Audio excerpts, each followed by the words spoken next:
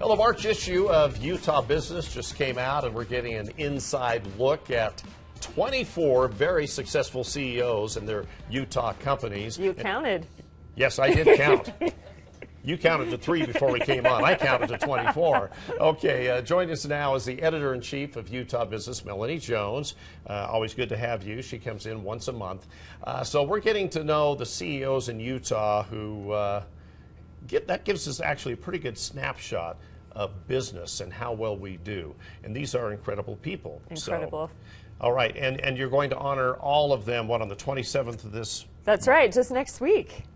Time flies. Yeah, time flies, doesn't it? It does. Okay, well, let's meet these CEOs, at least a few of them. Yeah, so the one you saw on the screen, our cover model, is David Neeleman. He is the founder of Breeze Airways, and it's actually his 5th airline that he has founded. Other ones you may have heard of, Morris Air, WestJet, and JetBlue. And this guy is known as the Steve Jobs of airlines, and he lives right here in Utah. Oh, that's right. An incredible history, as well as he's a very he's looking forward all the time too, especially if he's been involved in that many airlines. Okay, Absolutely. well, let's go ahead and go through the other list here. The next one is Carolyn Call. Yeah, Carolyn Call. She's the co-founder and CEO of Just Ingredients, and you may have seen billboards of Just Ingredients all over the valley. They've got a new partnership with the Utah Jazz. They've got protein powders and all kinds of healthy things to consume, and their protein powders are amazing because they're delicious. Yeah, our producer loves it. They're so good. Yeah. They're made with real fruit, real ingredients. It's not artificial stuff. So the strawberry flavored things actually have real strawberries in them.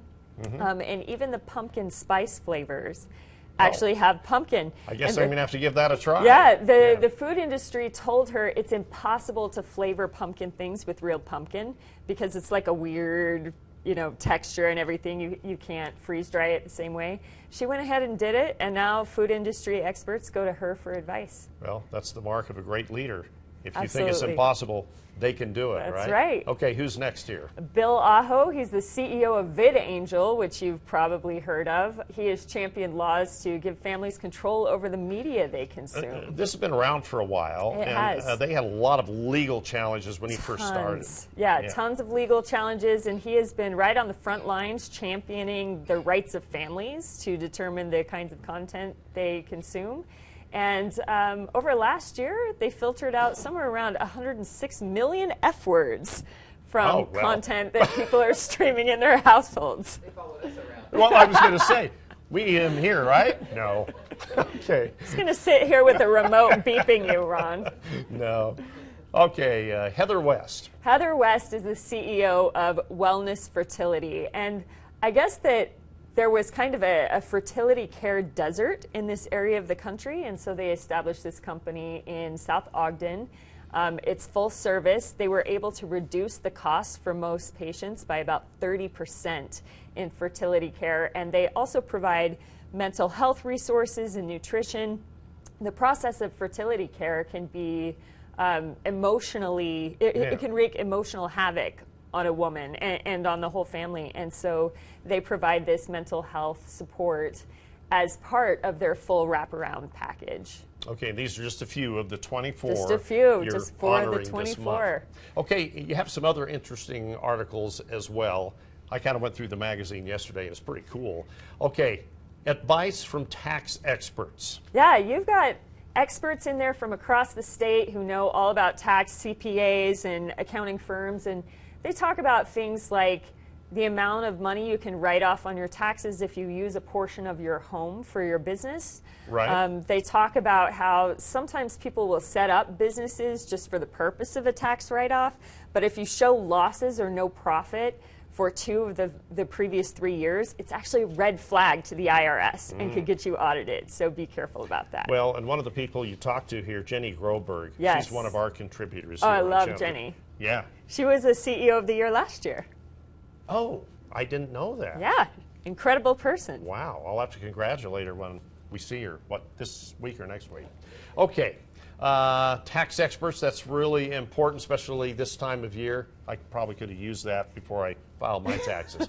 Okay, now a big success story for pickleball players. Yes. So George Berrigan, he's the founder of the Pickler. He started out with like a custom pickleball paddle company, and then evolved into creating an indoor pickleball court franchise where you can reserve times and not wait in line, and it doesn't matter if it's snowing like today. Right. He has sold over 400 franchises across the country. It's the Pickler. You've probably seen a few of them around. They just opened one in Salt Lake at Brickyard. Have you been there? I have been there. Are you a pickleballer?